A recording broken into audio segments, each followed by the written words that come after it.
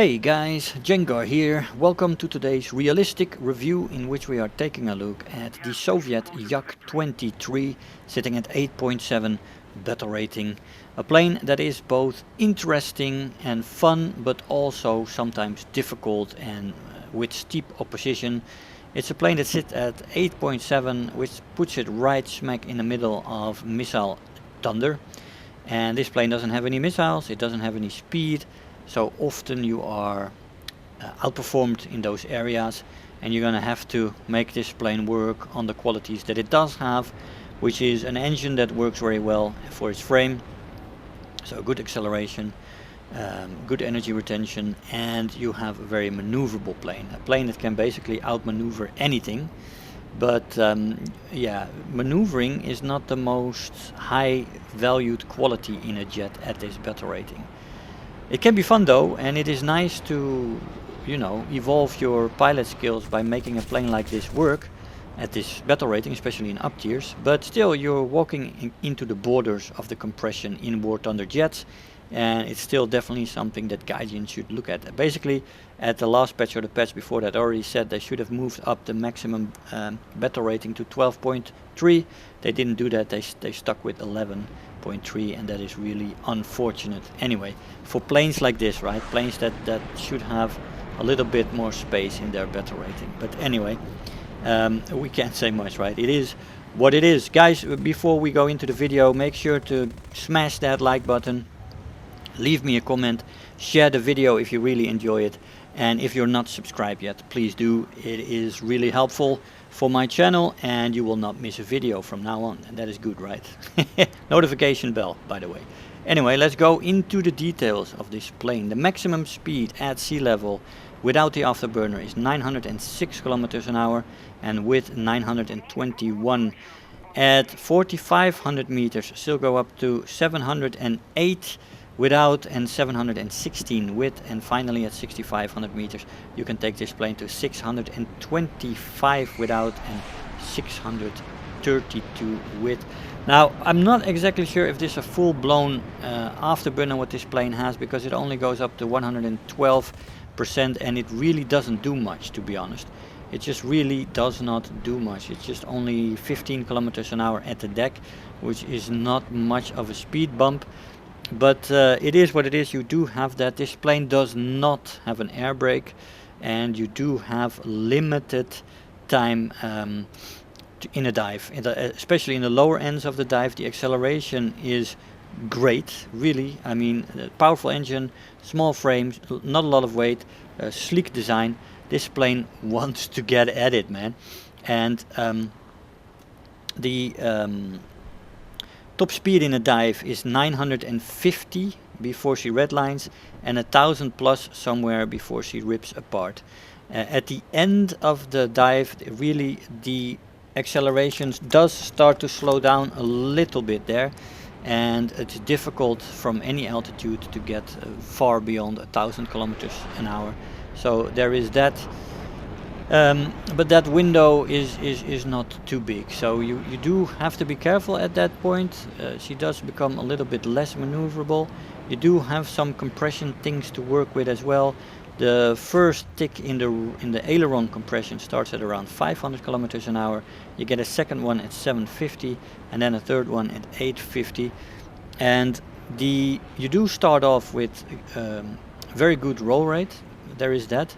But you do have those ticks in there. The last one is not too bad when it comes to that, so it stays rather functional till the end of the speed limit of this plane to be able to roll, to be able to get the guns on target. It is quite capable when it comes to that. The plane has a stall speed at around 135 kilometers an hour, which is also quite decent. Now, the firepower is good. You have two 23mm NR-23 cannons with 90 rounds per gun. And 90 rounds, that is a below average ammo load, not great. You're gonna run out of ammo quite quickly, but they are quite effective. I use the air targets belt on this fight. They have the biggest amount of fragmentation shells, 75%, and one API round that is armor piercing incendiary. The stealth belt is completely filled with API, so that's armor piercing incendiary. That actually makes it more effective when it comes to armor penetration than the armor targets belts, which is 75% API and 25% fragmentation shell. So there is that. So you don't need to use the armor target shells in any case. If you want armor piercing, you need to go for stealth. The default belt is a 50-50 between the fragmentation shells and the API shells. So default, stealth and air targets are all viable. The armor targets, if you'd really want API, I would go for stealth, because it's just 100% API, which is what you want to have. If you want to have armor piercing, that is. For me, the air targets were the best belt, and gave me the best results.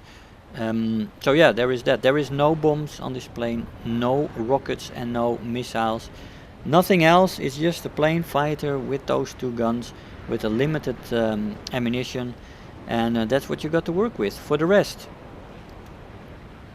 great acceleration, both in a straight line and in a dive. You have energy retention that is good in the horizontal and decent to good in the vertical.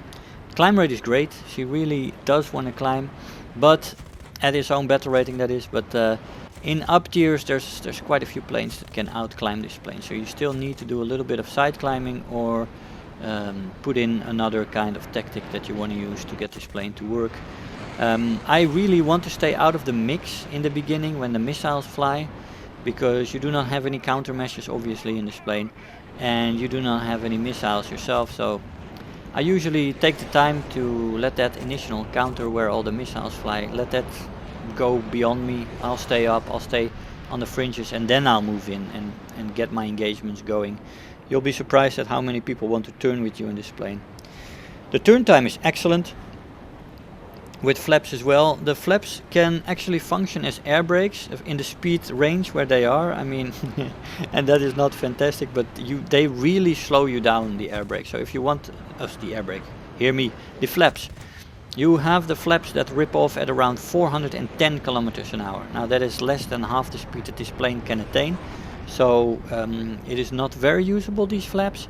You know, they really stand out a lot, and they really, they rip off easily when it comes to that. But when you do use them, you go from 410 to 250 in no time. It really slows your plane down. So when you use them, you better make sure to kill the enemy that you're facing, and you better hope that there's nothing else close by, because you're gonna have a hell of a time trying to speed up again from that low speed. And of course the plane does have great acceleration, so that is good, but yeah, you're gonna slow down with the flaps. Roll rate is very good as well, so with excellent turn time and very good roll rate, this plane has an overall great maneuverability. That is its main strength, and the thing that you really have to rely on when you're going out in this plane and going to face the up tiers, right? 9.0 and up, you'll be in that most of the time. From what I've seen, it's usually up tiers to 9.3, 9.7. That's usually just what it is the case in this plane. Rarely do you get a down tier. It almost just doesn't happen, and that is very unfortunate for this plane.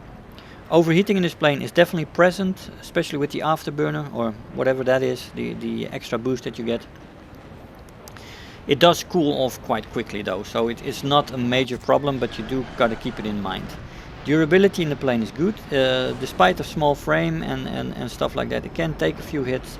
The small frame does provide you with a nice survivability. It's difficult to hit this plane for other planes often, of course, except it's a missile maybe, then you'll be in trouble.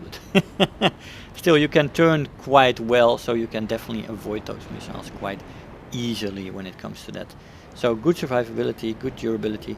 The repair cost in this plane is 10,693. Peter, come on, niet zingen, schat, niet zingen.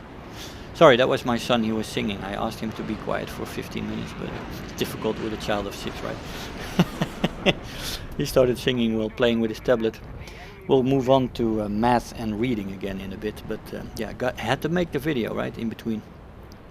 Anyway, yeah, so the Silver Lion repair cost is actually good. The rewards in this plane, a 460% research point multiplier and a 465% Silver Lion multiplier, which is good on both counts actually. At 8.7, this plane really sits well with that, and that was surprising because, well, maybe not. Maybe they upped the rewards a little bit because this plane sits at 8.7 battle rating, which is basically making this plane face very terrible up tiers all the time. And it can be made to use, of course, it can be made to work because it is a very interesting plane, good firepower, good maneuverability, but yeah, it's still difficult in the up tiers. This plane is a turn fighter and an energy fighter. It cannot really boom and zoom because of the limited speed in the dive, which is very palpable in the up tiers, and everything is faster than you in the dive when it comes to that. But it turns very well. It's one of the most maneuverable planes at this battle rating, and it is also a great energy fighter because it does pick up its speed quite well. So there is that. Great fun plane that I've had a lot of fun flying around, I have to say. Had some good matches in it, and this was really a shining example as well, this plane, because we had a 2 versus 6 going on there, I believe it was, when we left the airfield, Frank and me here, and we had a great reversal. So I had a lot of fun with that. That was awesome. A lot of great communication on the comms. And that's why you are in a squadron, right? That's what makes squadron work so nice. As you build up relationships with people, it's great. It's just fucking great to fly with people in a squadron. And that's also usually for people who are in squadrons and guilds in games, one of the main reasons why they keep playing after the game keeps giving you that awesome buzz. It's just the game you play because you play it with people. And I wish Gaijin would put some more emphasis on people joining squadrons and stuff like that, because people, well, not all squadrons are of the same quality, of course, I have to say that. It took me quite a few years to get the right setup, and I've had great people along the way, but you also get a lot of drama in guilds and squadrons. You really got to push that to the make that as small as possible. Just stamp down on drama, and when you do that long enough, you'll rid yourself of all those people, and you'll be left with the greatest people on this planet. That's for sure. Anyway, let's see. We got 3 kills on this great reversal. 53,000 Silver Lions and 16,000 research points. Hey guys, so here we are. After the match, the Yak-23 at 8.7 battle rating is an interesting plane. She's a great little bugger. She's a brawler. She can turn fight like the best of them. It is maybe the best of them at this battle rating. 19.0 turn circle according to the stat card. Never believe the stat card, by the way. Always find out for yourself. But this plane definitely lives up to that. It feels like a prop sometimes. Really, the way it turns is just awesome. Maneuverability is great. The engine is good for this little frame, for the weight it has. For it's a great combination. It works well. She has the power basically for the frame she has. So those are her strengths, and you gotta fight against 9.7 most of the time with your 2 guns and your maneuverability and your acceleration, and that's it.